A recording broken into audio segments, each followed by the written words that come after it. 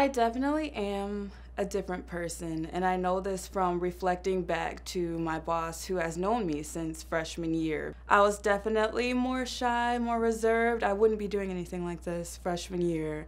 But I started to get into the RA thing, which told me, oh, I can do other things and change things in bigger spaces outside of my residence hall community. So I did an RSO that was Atlanta Media and Cinema Studies, and basically I brought workshops that we didn't have. So we were in between having a screenwriting class night, a screenwriting workshop.